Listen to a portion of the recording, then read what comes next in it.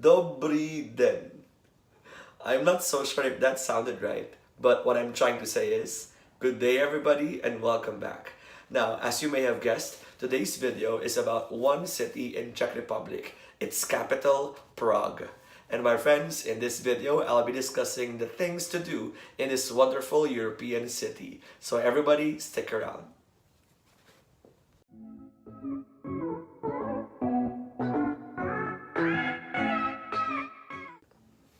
So, what are the famous sites in Prague that one must visit? Well, a lot of famous sites, but I suggest you must not miss three. Number one is the Astronomical Clock. Number two is the Charles Bridge. And number three, the Prague Castle. So, here's the thing. When we arrived in Prague, the first place I really wanted to visit was the Astronomical Clock. So we went there and we were actually saddened by the sight of it. Why? It was under renovation. So a lot of scaffoldings around and the clock was not actually working. So in the video taken during that time, you can even sense my sadness, right? But I think it is still worth the visit because the vibe in the Old Town Square is fantastic. You can actually feel the energy. So, ayun. So watch the clip. Everyone, I'm now in the Old Town Square, and this place is so famous because of the astronomical clock right there. But it's a bummer because it's under renovation, so there's scaffoldings everywhere. But just the same, it's still a good place. Next is the Charles Bridge. Well, actually my friends, when we went there on our first day, grabe, napakarami ng tao. As in, hindi mahulugan ng karayom. Kaya nga, hindi namin masyadong na-enjoy yung view ng Vltava River. Kaya naman, we decided that we go back the next day. And we made it certain na super agang punta namin. And I think, my friends, that was the best decision of our lives. Why? When we went there the next morning, super aga in the morning, halos walang tao. And doon namin na-enjoy mag-picture taking at syempre, the view of the bridge and the view of the Vltava River. So that is one tip for everybody. If you want to enjoy the view, well, by all means, pumunta ng maaga sa Charles Bridge. Everyone, welcome to Prague, and right now we're exactly at the Charles Bridge. If you may notice, the streets are in cobblestones, and I think this is one of the most famous landmarks here in Prague. If you will look around, it's beautiful, the scenery is nice, and we're so lucky today because not much people around, because usually this is jam-packed with a lot of people, swarming with people. So we're so lucky to be here early in the morning. Bye everyone! Next is the Prague Castle. So medyo malayo yung Prague Castle sa city proper. And buti niya lang naka-hop on, hop off bus kami. So that greatly helped us in touring around the city. Now, the Prague Castle is very beautiful. Most especially yung cathedral sa loob, yung Saint Vita Cathedral. Now, in the next video, you will see how beautiful the church is. So, stick around.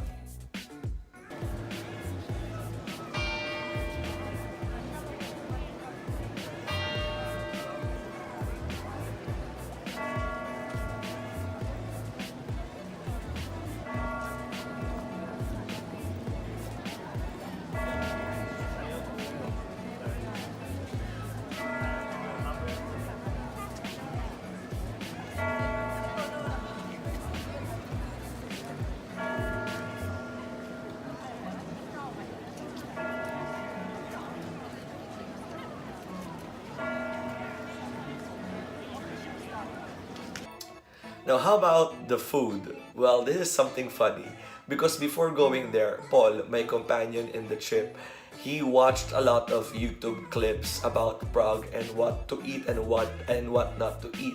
At isa sa mga sinabing wag kainin sa Prague is yung chimney cake. Not because it's poisonous, but because ang chimney cake is not from Prague but from Hungary. Pero, when we chance upon one store selling it, grabe nakakatakam yung amoy. Kaya, we had no choice but to buy one. At I think sa Prague, ang tawag nila ay Tredelnik. Tredelnik. I'm really poor in pronouncing words. And my friends, napakasarap niya. Napakalambot ng tinapay. At syempre, we want to experience authentic food in Prague. That's why, hindi kami kumain sa mga restaurant sa city mismo. Talagang hinanap namin yung lokal. And lokal is actually a local restaurant in Prague. And ang kinain namin doon is yung fried cheese and yung goulash, actually. So, ayun. At napakasarap din. It is a one-of-a-kind experience. Well, I think it is a given thing that Prague is filled with amusing architecture, but it is also home to one of the most famous composers of all time, and that is Antonin Dvorak. I just hope that I said it right. So please, if you would have a chance, please attend a concert.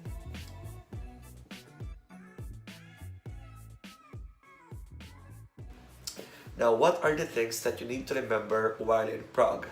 Well, number one, kailangan yung aralin ang kanilang subway system. Because I think if you are entering Prague using the Flixbus or any bus for that matter, you need to take the subway. Kaya talagang medyo mahirap at komplikado. So you need to research about it. Number two, making certain that you have enough crowns with you.